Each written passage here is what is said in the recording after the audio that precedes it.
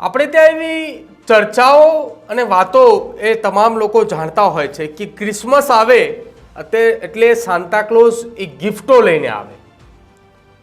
આ તહેવાર એ ભારત દેશનો નથી, પરંતુ ભારતની બહાર આ તહેવાર ઉજવાય છે કે ક્રિસમસ આવે એટલે સાન્તાક્લોઝ એ બાળકો માટે ગિફ્ટો લઈને આવે અને એ જ ગિફ્ટો થકી એ બાળકો એ ખુશખુશાલ થઈને આખું વર્ષ એ જીવતા હોય છે અને આખું વર્ષે કાઢતા હોય છે કે અમારા માટે આ ગિફ્ટ આવી છે, આવતા વર્ષે હું કંઈક નવું માંગીશ.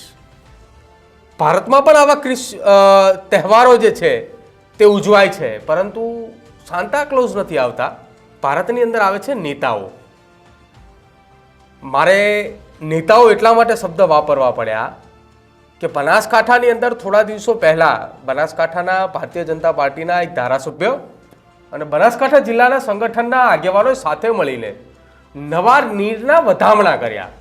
કેનાલમાં પાણી આવ્યું, મોટી સંખ્યામાં તમામ લોકો એકત્રિત થયા, તાળીઓનો ગળગળાટ પણ થયો અને આ પાણી આવ્યા બાદ આ તમામ એ ખેડૂતોને એવું લાગ્યું કે ના, અમારી માટે અમારા ભગવાન જ આ નેતાઓ છે.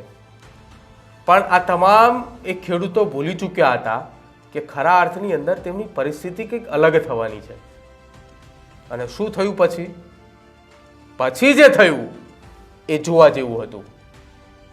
હવે હું તમને આખા ઘટનાના વરવી વાસ્તવિકતાવાળા બીજા દ્રશ્યો બતાવું છું.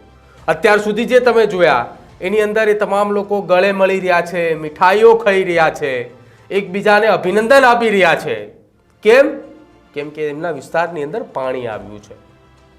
એમનો વિસ્તાર એટલે બનાસકાંઠાના થરાદથી સીપુ પાઇપલાઇનમાંથી નહેરમાં જે પાણી છોડવામાં આવ્યું હતું, 25 ગામના ખેડૂતોને જે જરૂરિયાત હતી એ પૂરી પાડવામાં આવી હતી અને કરોડો રૂપિયાના ખર્ચ કરીને જે યોજના બનાવી હતી એ જ યોજનાના નેતાઓ દ્વારા વધામણી કરી અને પાણી પહોંચાડવામાં આવ્યું. આ દ્રશ્યો એના હતા, તમે જોયા ને. હવે હું તમને નવા દ્રશ્યો બતાવું છું. હવે એ નેતાઓ એ વધામણા કરીને નાસ્તો કરી લીધો છે, પેંડા પણ ખાઈ લીધા છે અને હવે એ ઘરે જતા રહ્યા છે. અને ત્યાં ઉપસ્થિત હતા ધારાસભ્યો, બનાસકાંઠા જિલ્લા ભાજપના પ્રમુખ, આ તમામ લોકો પોતાના ઘરે જતા રહ્યા. ખેડૂતો ત્યાં ઊભા હતા. એ ખેડૂતોને કેટલાય દિવસથી આશ્વાસન આપવામાં આવતું હતું કે તેમના માટે આ કેનાલની અંદર, આ નહેરની અંદર પાણી આવશે. એટલે તમામ ખેડૂતોએ પાઇપલાઇનનો ખર્ચો કર્યો, મશીનનો ખર્ચો કર્યો, આ તમામ ખર્ચો કર્યો. જેવું એ ધારાસભ્યો, એ ભાજપના સંગઠનના હોદ્દેદારો, આ તમામ લોકો ત્યાંથી પોતાના ઘરે જતા રહ્યા, અહીંયા સાહેબ પાણી બંધ થઈ ગયું. અરે આ હદ સુધી તમે ઉતરી ચૂક્યા છો કે જે જગ્યા ઉપર તમે પેંડા ખાઈને જાઓ છો, જે જગ્યાએ તમે નવા નીરના વધામણા કરો છો અને એ જગ્યા ઉપર તમે જાઓ એટલે પાણી બંધ થઈ જાય અને પછી કંઈ જવાબ જ નહીં આપવાના. સાહેબ સાંભળો, એ બનાસકાંઠાના ખેડૂતોની વેદના. એ શું કહી રહ્યા છે એ ખેડૂતો? લાખો રૂપિયાના ખર્ચા કરાવ્યા તમે, પાણી આવશે અને જેમાં તમે ઘરે પહોંચો છો ને તો સીધું પાણી પણ બંધ થઈ ગયું.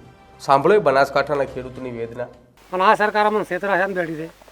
આને આઈને સરકાર જોવે અમારા પાક કેટલા હુકાઈ છે, કેટલા મશીન ખર્ચા કર્યા છે, કેટલી પાઇપલાઇન નોસી છે, કેટલા તળાવાણી ખન્યા. આ ખર્ચા પાડ્યું કરતા નથી. કોઈ પાણી વિશે ખૂબ તકલીફ રહે. આ જે સરકારે જે લાઈન ખર્ચો કરીને લાવી એ બદલ એમને ખૂબ ખૂબ ધન્યવાદ છે. પણ આ ચાલુ રાખે એ મોટી વાત છે. ખેડૂતોમાં ખાસ આક્રોશ છે. કઈ પાર્ટી આવે, કઈ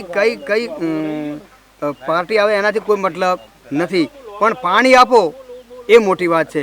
અને આ ખર્ચો કરીને હાલના સમયમાં જે ખેડૂતને હાલ તમે જે વાત કરી કે ભાઈ પાણી આપવાનું, પણ એ કરીને તો ખેડૂતે પોતાની લાઈનો, મશીનો રિપેર કરાયા, લાઈનો, પાઇપો, પીવીસીનો ખર્ચો કર્યો અને તે સાથે 3 દિવસો પાણી બંધ થઈ ગયું.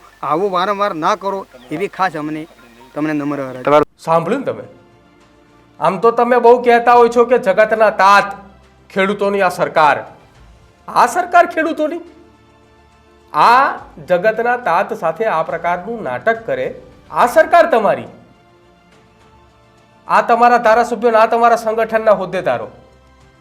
આવા તો કેવા હોદ્દેદારો સાહેબ તમારા કે 25 ગામના લોકોને જે કેનાલ થકી પાણી મળવું જોઈએ, પાણીની વધામણા કર્યા, પેંડા પણ ત્યાં ખાઈ લીધા, લોકોના પૈસે જે હાર લાવ્યા હતા તે હાર પહેરી લીધા. આપણું કામ થઈ ગયું, ફોટા પડી ગયા છે, સમાચારમાં આપણી હેડલાઇન બની ગઈ છે. કે 25 ગામના ખેડૂતોના ધારાસભ્યએ પાણી પીવડાવ્યું, પાણી અપાવ્યું, પણ હવે સાહેબ અમે આજ રાહ જોઈને બેઠા હતા કે તમે ક્યારે અહીંથી ઘરે પહોંચો છો ને ક્યારે અહીંયા પાણી બંધ થાય છે. જે જગ્યા ઉપર તમે પાણી લઈને આવવા માટેની તાકાત દર્શાવી હતી ને, હવે એ જ જગ્યાએ અમે ઊભા છીએ ને અમે એ જ રાહ જોઈ રહ્યા છીએ કે હવે તમે પાછા ક્યારે આવો છો ને પાછા ક્યારે પાણી ચાલુ કરાવો છો. આ જગતનો તાત છે, તેની સાથે મશ્કરી ના કરો. તમે કહેતા હો છો ને કે ખેડૂતની આ સરકાર ખેડૂતની ના હોય.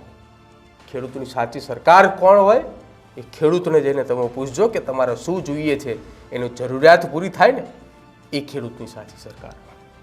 શું માનવું છે તમારું બનાસકાંઠાના અમારા અહેવાલ અંગે અમારા કમેન્ટ બોક્સની અંદર જણાવજો. અને શું ખરા અર્થમાં આ સરકાર ખેડૂતોની છે? જો આ સરકારને લઈને તમે કંઈ કહેવા માંગતા હોય તો અમારા કમેન્ટ સેક્શનની અંદર જણાવજો. અને અમારી ચેનલ ન્યૂઝ રૂમને આજે જ લાઈક કરજો, શેર કરજો અને સબસ્ક્રાઈબ કરવાનું ભૂલતા નહીં. નમસ્કાર.